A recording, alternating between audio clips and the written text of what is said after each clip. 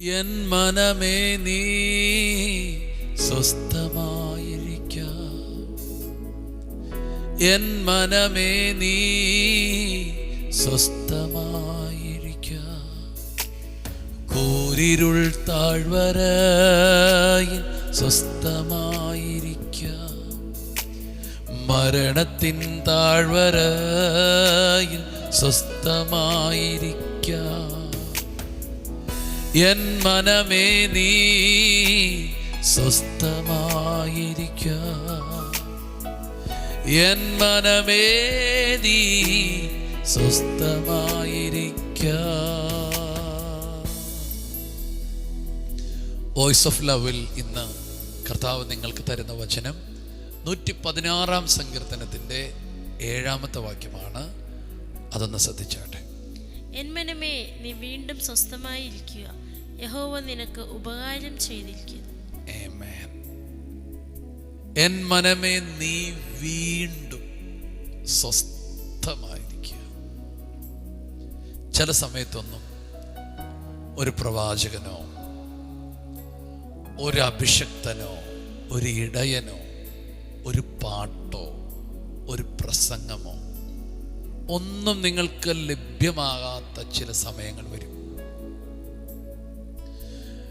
ആരും നിങ്ങളുടെ അടുക്കലില്ലാത്ത ചില സമയങ്ങൾ വരും. അപ്പോൾ നിങ്ങൾ എങ്ങനെ ബലപ്പെടും?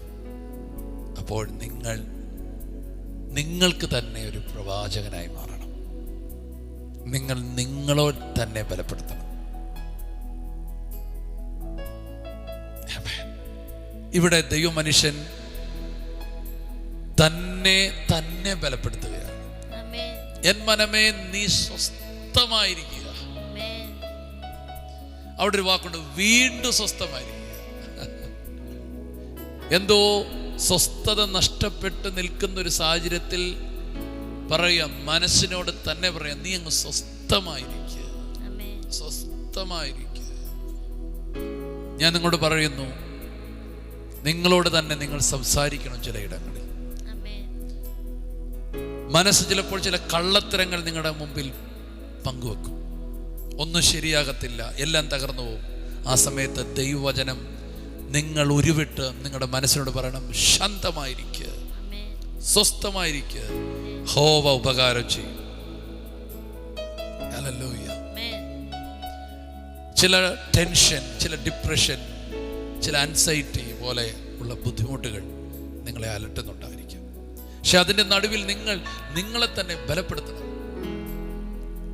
ദാവീദ് പറയുന്നു, എൻ്റെ ദൈവത്താൽ ഞാൻ മതിൽ ചാടിക്കിടക്കും, എൻ്റെ ദൈവത്താൽ ഞാൻ മതിൽ ചാടിക്കിടക്കും. തന്നെ ബലപ്പെടുത്തുക. എൻ മനമേ നീ വിഷാദിച്ച് ഉള്ളിൽ ഞാൻ ഞരങ്ങുന്നത് എന്ത്? എൻ്റെ ആത്മാവേ. ഞാനിത് പറയുമ്പോൾ ഒരു വാക്ക് ചേർത്ത് പറയണം, ദൈവം ഉപകാരം ചെയ്തിരിക്കുന്നു.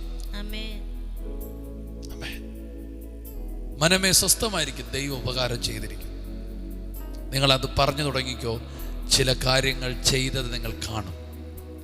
എന്നാൽ അതിൻ്റെ തൊട്ട് താഴേക്ക് വരുമ്പോൾ ഇങ്ങനെ പറയുകയാണ്, അതേ മനുഷ്യൻ തന്നെ പറയുകയാണ്, യഹോവ എനിക്ക് ചെയ്ത സകല ഉപകാരങ്ങൾക്കും ഞാൻ അവന് എന്ത് പകരം നൽകും? ഞാൻ രക്ഷയുടെ പാനപാത്രം എടുത്ത് യഹോവയുടെ നാമത്തെ വിളിച്ചപേക്ഷിക്കും.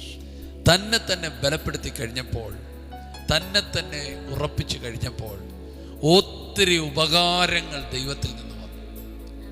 പിന്നെ അവൻ ആവലാതി പറയുന്നവനല്ല, ആകുലപ്പെടുന്നവനല്ല, മറിച്ച് എങ്ങനെ സ്തുതിക്കുമെന്ന് ചിന്തിക്കുന്നവനാണ്. എങ്ങനെ കർത്താവിന് വേണ്ടി നിൽക്കും? എങ്ങനെ കർത്താവിന് നന്ദി പറയും? സ്തോത്രം. ഞാൻ പരിശുദ്ധാത്മാവ് പറയുന്നു, നിന്റെ ആകുലതകൾ മാറിയിട്ട് സ്തുതിയുടെ ഒരു കാലഘട്ടം ദൈവം നിനക്ക് തരാൻ പോകുന്നു. നിന്റെ ആകുലതകൾ മാറി സ്തുതിയുടെ ഒരു സമയം ദൈവം നിങ്ങൾക്ക് തരുന്നു. യെസ്. ഇന്ന് ഈ വചനം കേൾക്കുമ്പോൾ നിങ്ങളെ തന്നെ നിങ്ങൾ ബലപ്പെടുത്തുക. അതൊരു ദൈവവചനമാണ്. സ്വസ്ഥമായിരിക്കുക. ജീവിതത്തിലുള്ള പ്രതിസന്ധികളല്ല നിങ്ങൾ പറയേണ്ടത്. മനസ്സിനോട് പറയണം, ഇതിന് നടുവിൽ ദൈവം ഒരു വഴി കണ്ടിട്ടുണ്ട്. ഈ ചെങ്കണ്ട നടുവിൽ ദൈവം ഒരു വഴി കണ്ടിട്ടുണ്ട്. ഈ മരുഭൂമിയിൽ എന്തോ കരുതൽ ദൈവം കണ്ടിട്ടുണ്ട്. അത് ഇപ്പോൾ നിങ്ങൾ കടന്നു വന്ന പ്രശ്നത്തിന് നടുവിൽ ഒരത്ഭുതം നിങ്ങൾ പറഞ്ഞു, നിശ്ചയമായും നിങ്ങളുടെ വാക്കുകൾ അത്ഭുതത്തെ സൃഷ്ടിക്കും. നമുക്ക് ഈ വചനത്തെ വിശ്വസിച്ചൊന്ന് പ്രാർത്ഥിക്കാം.